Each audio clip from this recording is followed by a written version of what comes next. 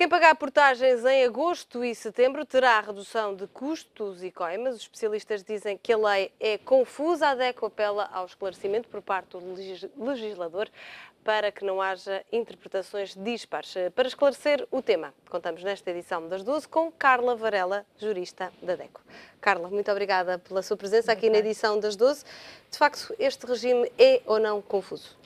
Não, efetivamente, até para nós técnicos, o teor desta lei, os moldes em que ela está redigida, é de facto muito pouco claro, é de facto confusa e o que poderá, eventualmente, adivinhamos nós, algumas dificuldades interpretativas e depois na aplicação prática, maiormente pelos serviços de finanças, que é isso que de facto nós tememos. Ou seja, há um conjunto de disposições legais cujo próprio teor podia ser muito mais simplificado, até porque estamos a falar praticamente de dois cenários, atendendo ao momento temporal em que poderá ser efetuado o pagamento da taxa de portagem, dos custos administrativos, enfim, depois para poder então beneficiar da redução ou atenuação da coima associada.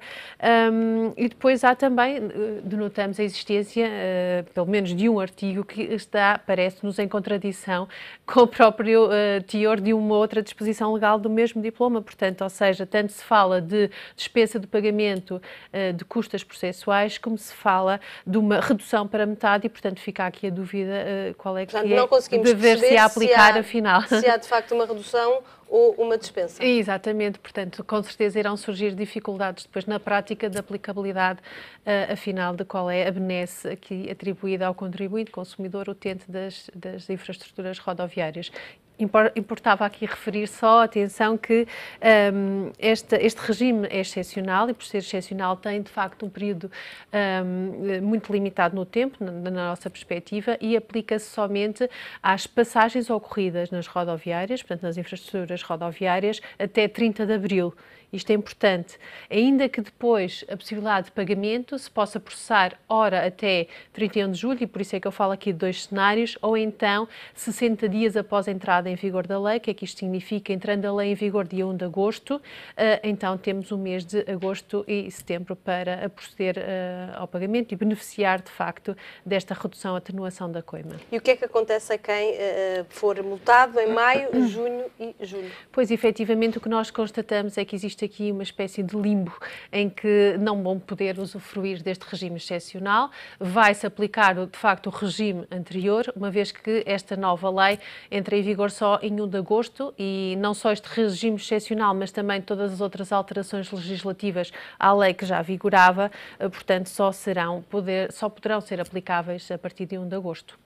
Este regime pressupõe que primeiro se pague a taxa e só depois se pague a coima. Efetivamente, implica o pagamento da taxa de portagem e das respectivas taxas ou custas administrativas para poder depois, afinal, beneficiar da redução de custas ou então desta atenuação do valor da coima aplicável. É a primeira vez, Carla, que este regime, ainda que excepcional, é aplicado em Portugal? Não, efetivamente assim é, portanto, isto é uma legislação que decorreu, se atendermos algum tempo esta parte, portanto, com a extinção das SCUDs e, portanto, com as cobranças eletrónicas de portagens, porque isto é um problema que se coloca fundamentalmente com o chamado pós-pagamento, ou seja, para aquele utilizador que não é detentor de nenhum dispositivo eletrónico, maiormente a Via Verde, e que efetivamente depois procede numa fase posterior à passagem ao pagamento da taxa de portagem, ora no CTT ou numa PayShop, enfim, há aqui um lapso de tempo relativamente curto, que é de 5 dias após a passagem para proceder a este pagamento.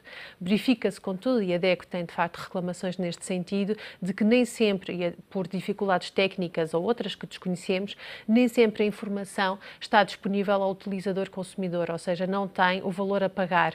E depois, não pagando naqueles 5 dias, muitas vezes é confrontado já com uma contraordenação e já com o valor da coima e, portanto, daí também se falar de vários processos de execução fiscal, porque é, de facto, o fim último de todo este caminho, cabe à autoridade tributária, portanto, a cobrança coerciva destes montantes e daí também ser público, de facto, um número elevado, não só dos montantes em causa, mas também dos números de processos já em tribunal.